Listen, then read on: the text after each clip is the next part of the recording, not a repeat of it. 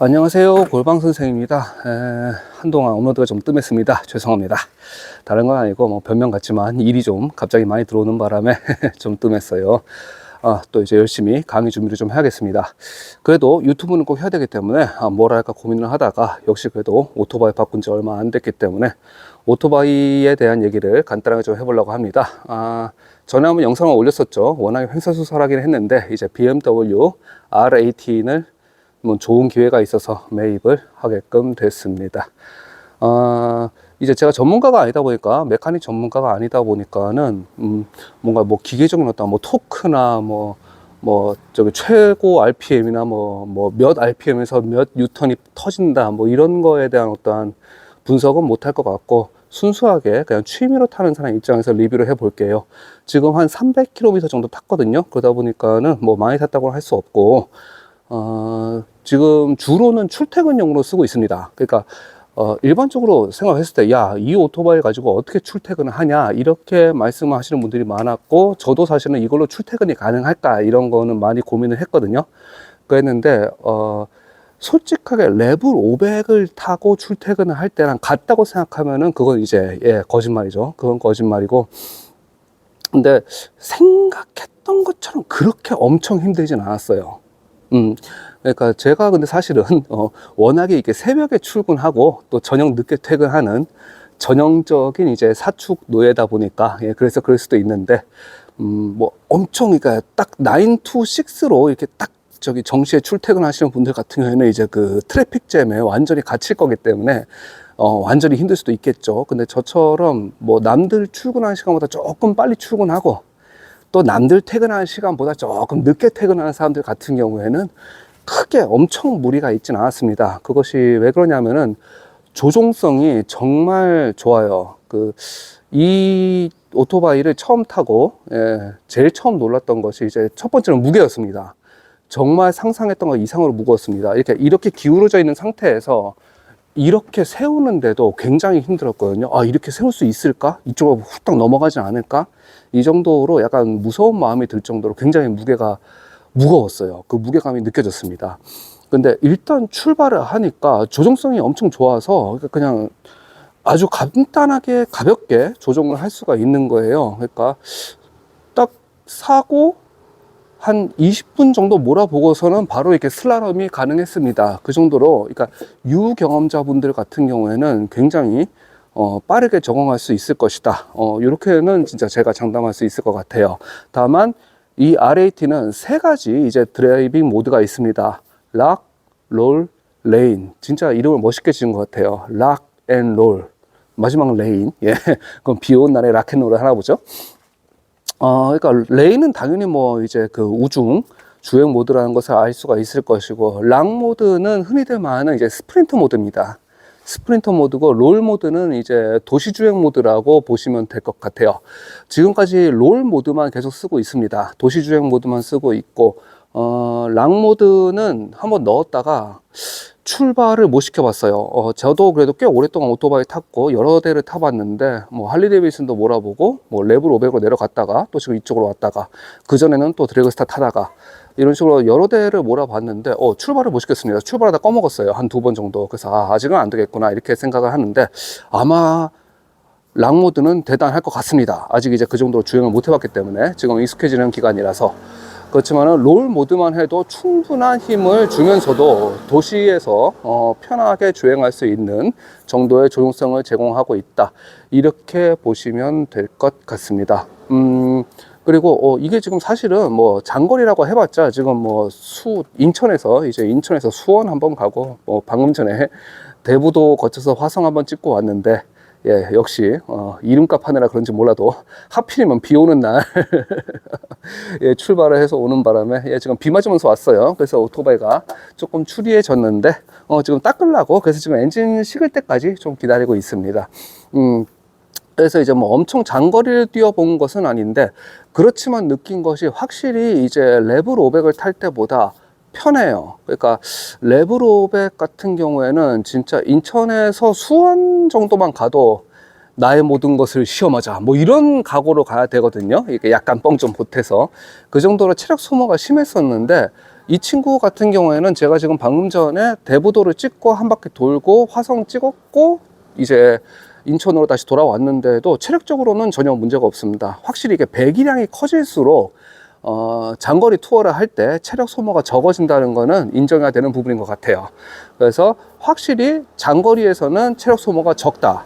그리고 출퇴근용으로 쓰는데 무리는 없지만 사실 경제적이진 않은 것 같습니다. 그 어쩔 수 없이 기름을 엄청 먹기 때문에 기름을 레벨 500 탈 때 거의 3배 정도는 들어가는 것 같습니다. 예. 그래서 경제적이진 않지만 하고자 하면 얼마든지 할 수 있을 정도는 될 것 같다. 이 정도 말씀드릴 수 있을 것 같아요.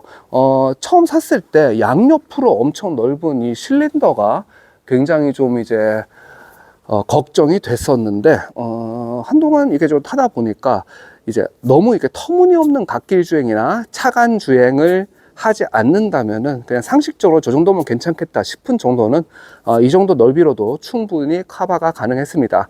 그래서 이제 R18을 구매를 이제 고려하고 계신 분들 같은 경우에는 엔진 실린더 때문에 아마 많이 망설이실 텐데 어느 정도는 포기를 해야 된다. 다만 완전히 못하는 정도는 아니다. 이 정도로만 말씀을 드릴 수 있을 것 같습니다.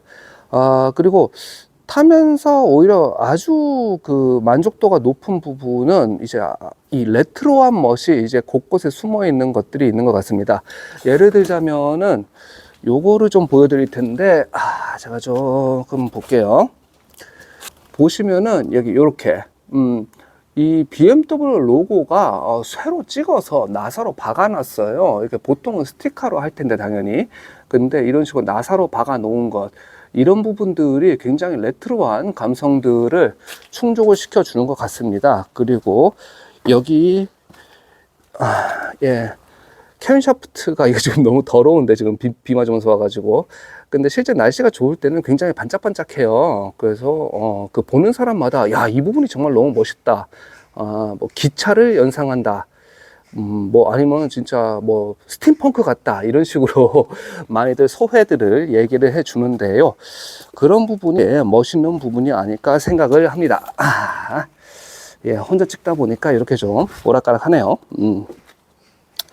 그래서 요 R18을 이제 구매를 고려하신다고 하면은 이런 또 숨어있는 어떠한 그 기계적 감성들을 느낄 수가 있겠구나, 요것도 한 번쯤은 고려를 해 보시면 좋을 것 같습니다. 이제 다만 걱정이 되는 부분은 R18이 계속 수입이 될까, 이 부분은 약간 걱정이 되는 부분이죠. 이제 회의시 되는 부분인데, 만약에 수입이 계속 된다면 사실 이런 물건은 계속 수입이 돼주면 더 좋지 않을까, 이런 생각을 하긴 하는데, 뭐 수입이 안 되더라도 예를 들면 또 중고로 그 구매를 고려하시는 분들 같은 경우에도 요 리뷰를 보시고 좀 참고가 됐으면 그러면 좋겠습니다. 여기까지 하도록 하고요. 이제 엔진이 아주 뜨겁네요. 진짜 요 엔진열에 대해서 그 문의가 많으실 텐데, 잘 알고 계시겠지만, 이제 특히 구매를 고려하시는 분들 같은 경우에는 잘 알고 계시겠지만은, 이제 R18 같은 경우에는 수평 대양 공랭식 2기통 엔진을 채택하고 있습니다. BMW에서도 밝힌 것처럼 이제 더 이상 이런 대배기량의 공랭식 엔진은 생산이 되지 않을 것 같은데요. 그러니까 어떠한 역사적인 가치가 있지 않나, 이런 생각을 하고요. 다만 이제 이 정도로 뜨거운 이제 그 엔진이 양옆으로 이만큼 튀어나와 있고 발이 이 부분에 이렇게 위치를 하다 보니까 엔진 열 때문에 운전하기 힘들지 않을까, 이런 거에 대해서 많이 걱정을 하실 수가 있는데요. 지금 뭐 10월이지만은 여러분들도 아시다시피 엄청 추운 날씨는 아닙니다. 뭐 그냥 늦은 봄 정도, 그 정도 날씨라고 보셔야 될 것 같은데요. 이 정도 날씨에서는 확실히 엔진열은 전혀 문제가 되지 않습니다. 그러니까 한여름에는 제가 안 타봤기 때문에 아직, 그래서 말씀을 드릴 수가 없는데요. 한여름이라고 과연 다를까, 이런 생각이 들긴 들어요.